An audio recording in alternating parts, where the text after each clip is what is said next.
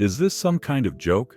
The guard's voice, sharp and laced with disdain, cut through the solemn morning air at Arlington National Cemetery. He stood with his arms crossed, a human barricade in a crisp dress uniform, blocking the grand entrance. His partner, a young corporal named Matthews, smirked beside him. Before them stood Giuseppe Joe Benedetti. At 85, his frame was stooped, his hands weathered by time and hard labor, and his face a roadmap of a life lived long and hard. He wore a simple dark suit, frayed at the cuffs, but impeccably clean. It was the only one he owned. He didn't flinch at the guard's question. His gaze, clear and steady despite his age, remained fixed on the green hills beyond the gate where the flags flew at half-mast. He said nothing, his silence a stark contrast to the guard's aggressive posture. The younger guard, whose name tag read Sergeant Kohler, stepped forward, his polished shoes crunching on the gravel. "Sir, this is a private funeral for Admiral Morrison. Invitation only. I need to see your credentials, or you need to leave immediately."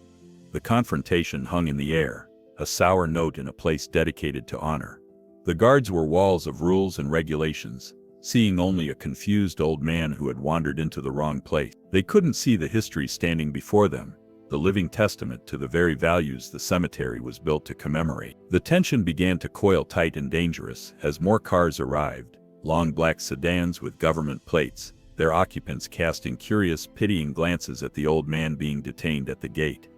Joe simply waited. He had waited through worse. Kohler sighed with theatrical impatience. "Look, Grandpa, I don't have time for this. The motorcade is arriving soon. You're creating a security issue." He gestured vaguely down the road. "If you want to visit a grave, the public entrance is a mile that way. Now, are you going to move along, or do we have to make you?" Joe's voice, when it came, was quiet but carried surprising weight, like stones worn smooth by a river. "I'm here for the Admiral. He would have wanted me here." Matthews let out a short, humorless laugh. "Right. You and the Admiral, best pals, I'm sure." "Sir, with all due respect, Admiral Morrison was a 3-star. He advised presidents. He commanded fleets. He didn't have time for people without an invitation." The insult was clear, wrapped in a thin veneer of formal military courtesy. A small crowd of mourners had started to gather at a respectful distance, their curiosity piqued by the standoff. They were a collection of high-ranking naval officers, somber-faced politicians, and grieving family members, all dressed in formal black. Their whispers created a low hum beneath the guard's sharp tones. Joe could feel their eyes on him, a mixture of pity, annoyance, and embarrassment.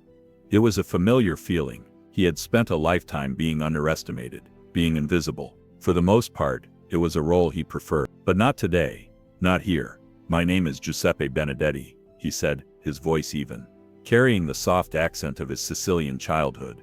"Just tell them Joe Benedetti is here." Kohler took a step closer, his personal space violation deliberate and intimidating. "Giuseppe Benedetti. Okay. And I'm the Secretary of the Navy." He pointed a gloved finger at Joe's chest. "Names don't mean anything without the right paperwork, old-timer." He gestured at Joe's simple suit. "You have no medals on your jacket, no ribbons, no proof served. As far as I'm concerned, you're a civilian trespassing on federal property during a restricted event." The accusation hung in the air like a physical presence. No proof of service. Joe's hand subconsciously drifted to his lapel, where he could feel the small weight of something most people would never notice. He had proof, just not the kind that could be polished and pinned in neat rows. His proof was etched into his bones, carved into his memory. A junior officer, a lieutenant commander with a face too young for the rank insignia on his shoulders, strode over from a nearby security checkpoint, drawn by the commotion. "What's the situation, Sergeant?"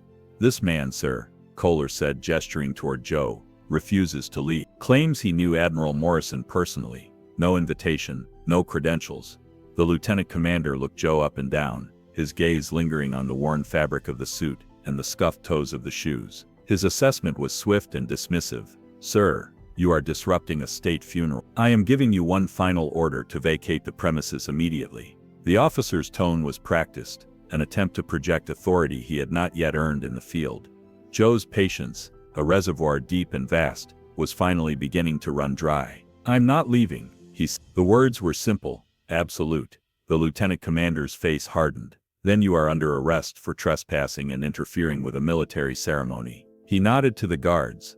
"Escort him out. If he resists, restrain." As Kohler and Matthews moved to place their hands on Joe's arms, the officer noticed something on the old man's lapel. It was a small, dull piece of metal, no bigger than a quarter, pinned crookedly to the fabric. It was misshapen, tarnished, and looked utterly worthless, like something salvaged from a junkyard. The lieutenant commander sneered, reaching out and flicking it with his finger. "What's this supposed to be?" "Your participation trophy from the senior center." The moment the officer's finger touched the metal, the world dissolved for Joe. The manicured lawns of Arlington vanished, replaced by the rolling deck of a destroyer in the South China Sea. The air, once filled with the scent of cut grass, was now thick with the acrid smell of smoke and aviation fuel. The muffled sobs of mourners became the desperate screams of sailors trapped below decks in a flooding compartment. A young ensign, his face blackened with soot and twisted with fear, was frantically trying to seal a watertight door against the incoming ocean. That young ensign was Thomas Morrison.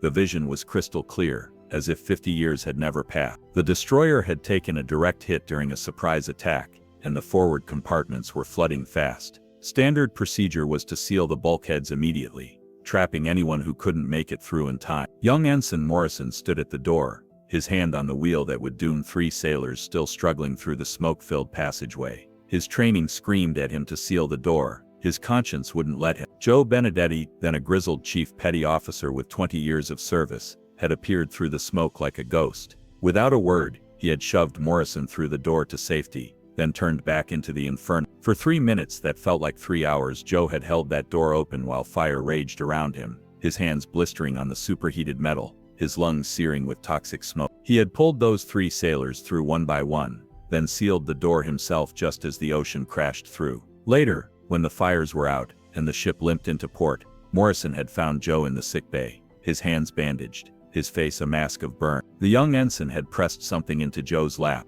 a piece of twisted metal from the destroyed bulkhead, shaped and polished into something resembling a medal. "They're putting me in for a commendation," Morrison had said, his voice thick with emotion. "But it should be yours, all of it. I don't know what the Navy will give you officially, but I want you to have this, so you never forget what you did, so I never forget what I owe you." The vision shattered. Joe was back at the gate, the sun bright in his eye. The lieutenant commander was still smirking, oblivious to the sacred object he had just mocked. Joe gently pushed the officer's hand away from the pin. "Don't touch that," he said, his voice low and carrying an edge that made several people in the crowd step back instinctively. The escalation had reached its peak. The guards, emboldened by their officer's authority, grabbed Joe's frail arms. The small crowd gasped. The humiliation was absolute, a public shaming of a man whose only crime was wanting to say goodbye to a friend. But not everyone in the crowd was merely watching. Standing near the back was a Navy captain named Sarich. She had served 2 tours in the Persian Gulf and had learned to recognize something in the way certain veterans carried themselves. A quiet, unbreakable stillness that came only from having faced death and made peace with it. She saw it in the old man's posture, in the way he absorbed the insults without flinching, in the way his eyes seemed to look straight through the chaos around him to something deeper and more important. Something was profoundly wrong here. When the guards put their hands on Joe, Captain Chen knew she couldn't stand by and do nothing. Direct intervention was impossible. It would be a career-ending mess of insubordination and jurisdictional chaos. But she could make a call. Captain Chen discreetly pulled her phone from her pocket, her thumb flying across the screen. She had a number, a direct line to a man who had been Admiral Morrison's chief of staff for 15 years. Rear Admiral Jackson. She moved away from the crowd, turning her back to shield the call. "Sir, it's Captain Chen," she said, her voice low and urgent. Admiral Jackson's voice on the other end was strained, busy with funeral preparations. "Chen, what is it? We're minutes from the procession. Is there a problem with the honor guard?" "No, sir, it's at the main gate. Security is detaining an elderly man trying to attend the funeral. They're about to arrest him."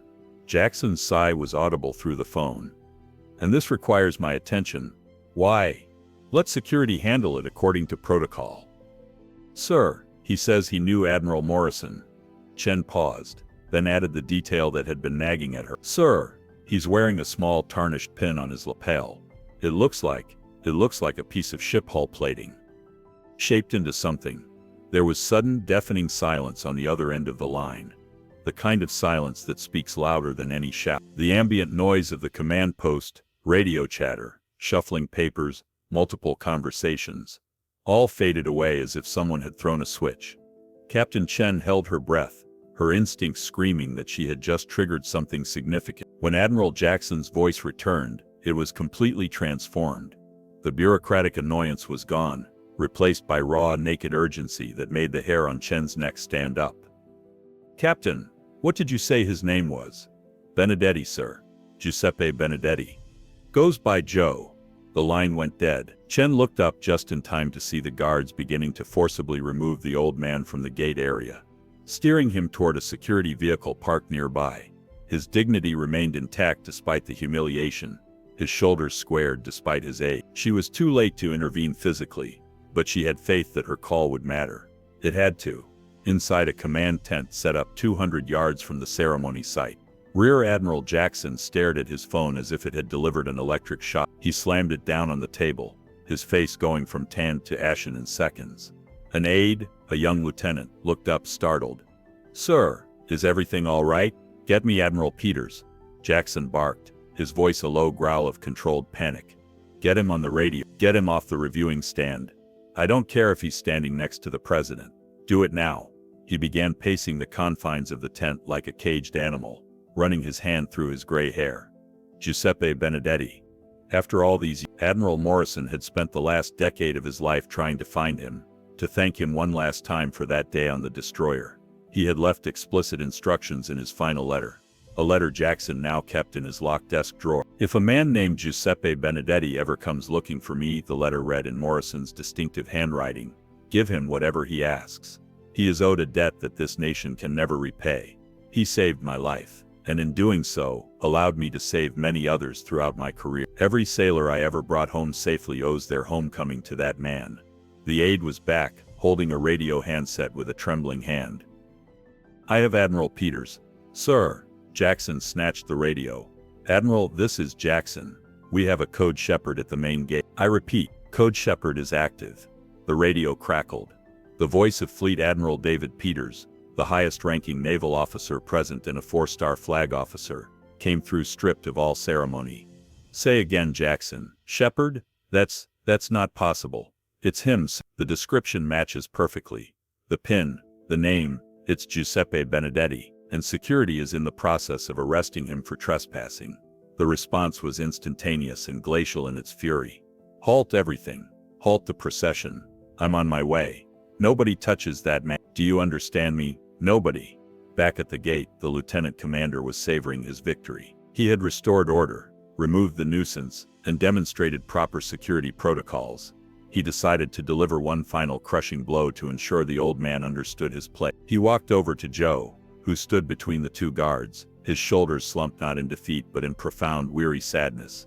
The sadness of a man who had hoped to pay his respects quietly, and was instead being turned into a public spectacle. The officer got right in Joe's face, his voice dripping with condescension. "Last chance, old man. You can walk away from here with your dignity. What's left of it. Or you can spend Admiral Morrison's funeral in a holding cell. We'll charge you with trespassing, and I'll personally recommend a full psychiatric evaluation." He sneered, twisting the knife one final time. "A man your age, with these delusions, making up stories about knowing admirals? You're clearly a danger to yourself. You want to pay your respect? You can do it from behind bars while you try to remember your own name."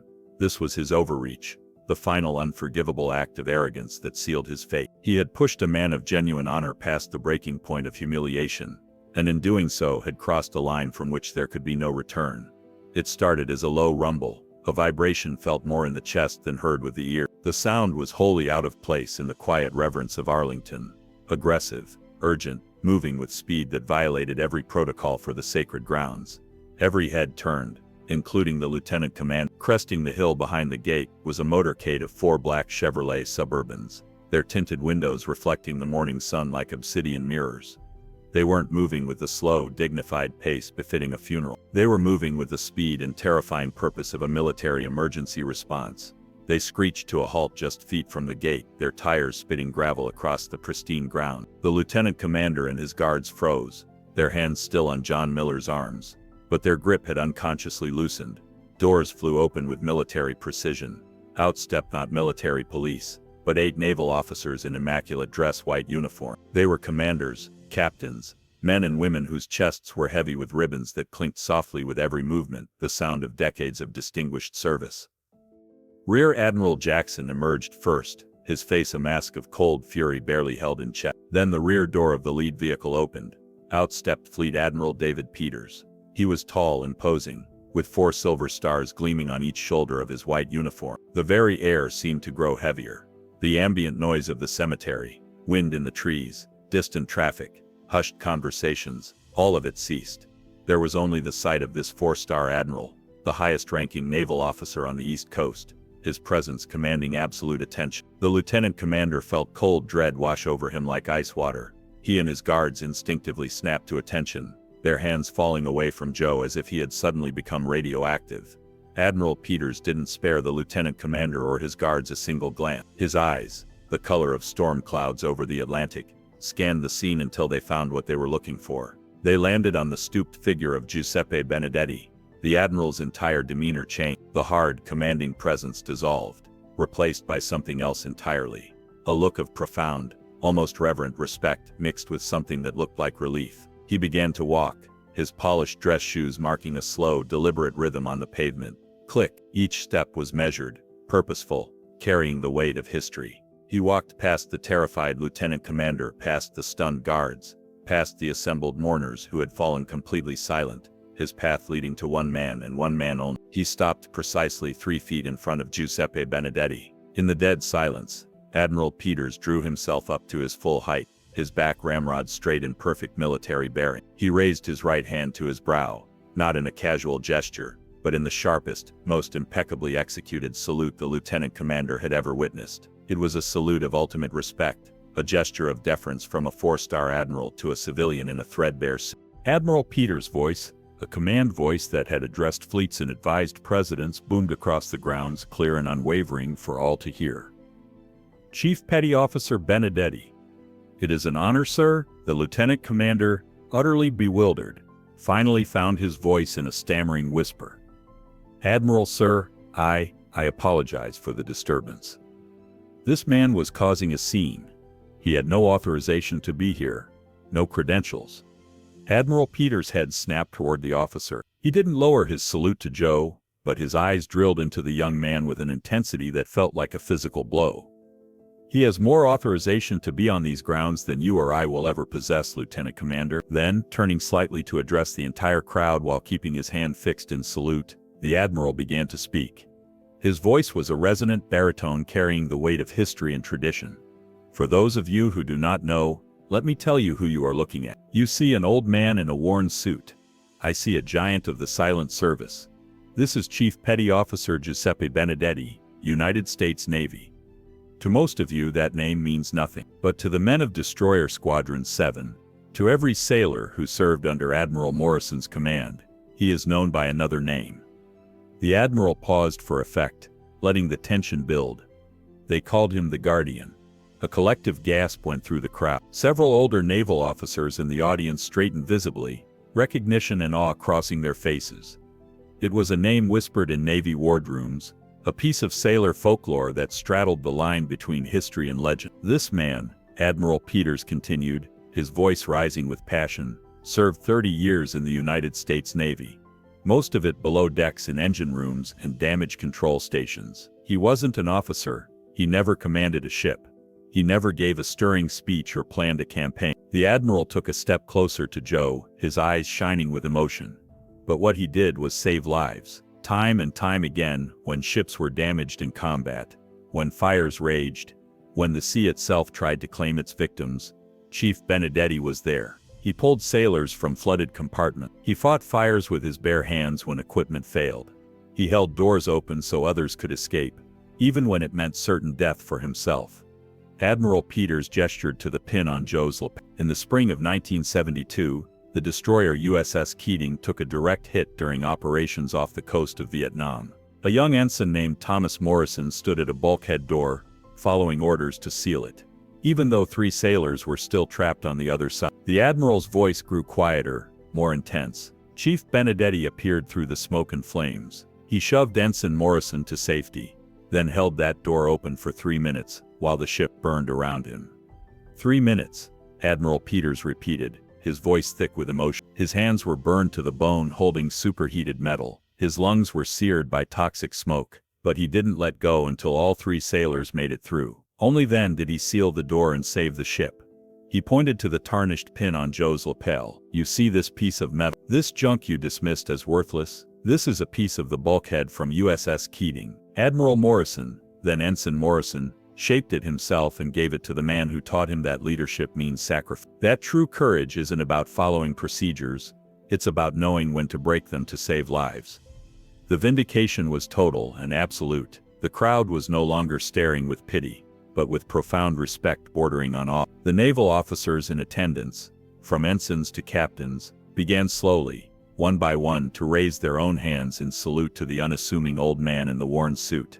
The lieutenant commander's face had drained of all color. He looked as though he might physically collapse. He and his guards had not just made a mistake, they had committed a sacrilege in a place built for honoring sacrifice.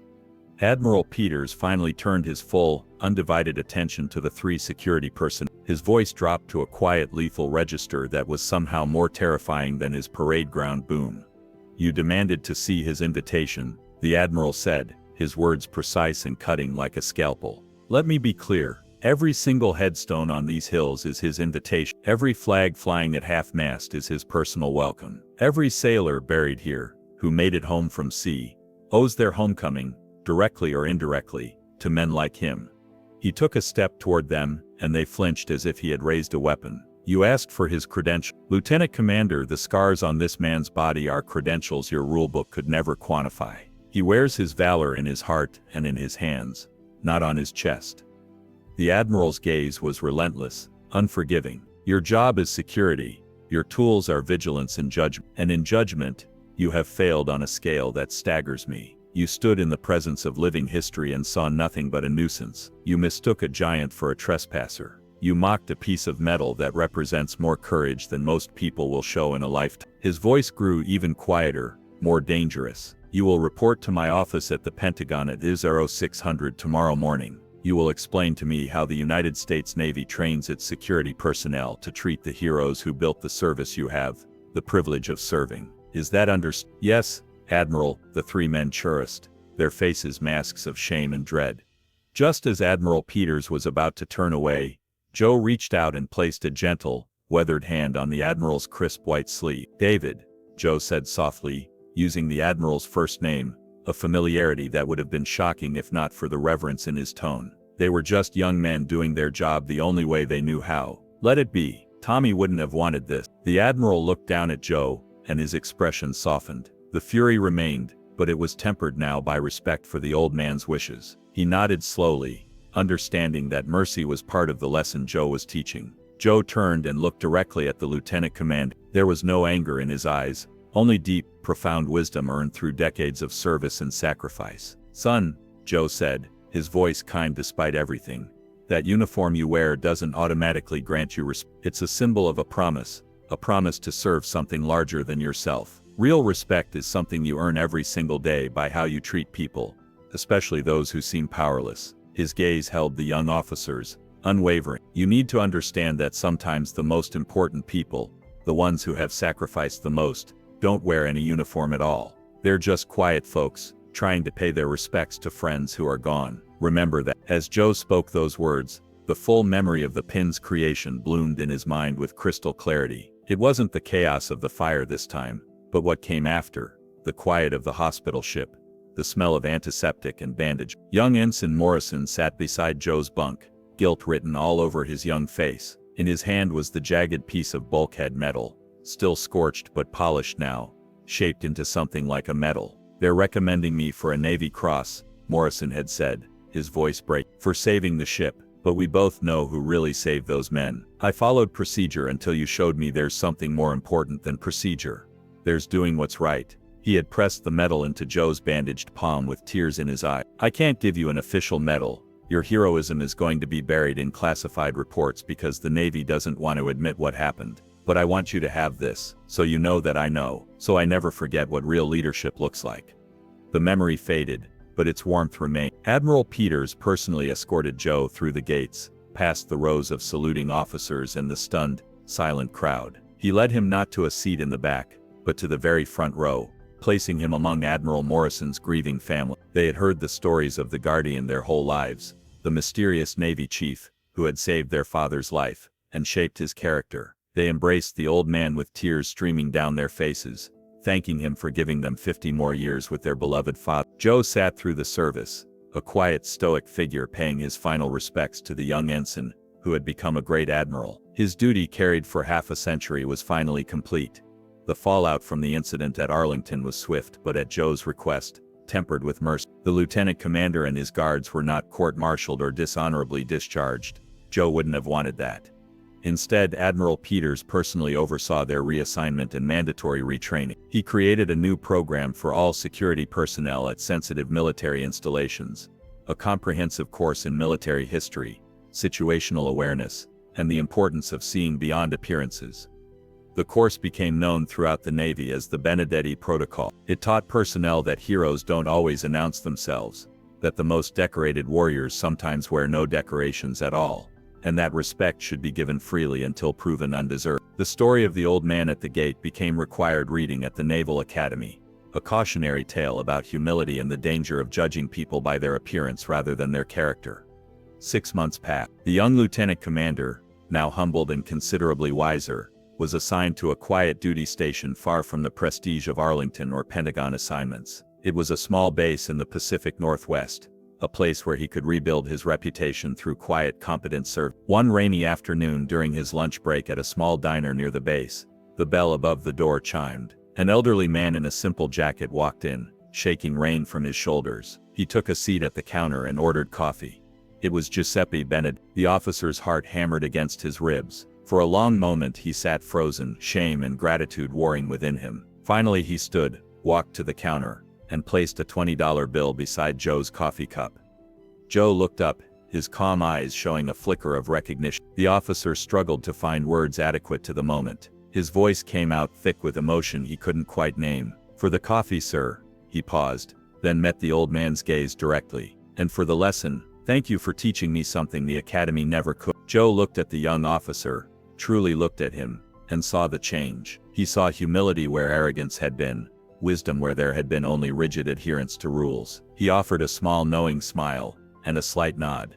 "Stay safe, son," Joe said quietly. "And remember, the uniform doesn't make the man makes the uniform mean something." The officer nodded, feeling a weight lift from his shoulders. He turned and walked out of the diner, leaving the old hero to his coffee. A silent understanding had passed between them, acknowledgement that mistakes, when learned from, become the foundation of wisdom. Giuseppe Benedetti's story reminds us that heroes walk among us every day, wearing no medals and seeking no recognition. They are the quiet guardians who did their duty when it mattered most, then returned to ordinary life carrying extraordinary memories. They deserve our respect, not because of what they wear, but because of who they are and what they've given.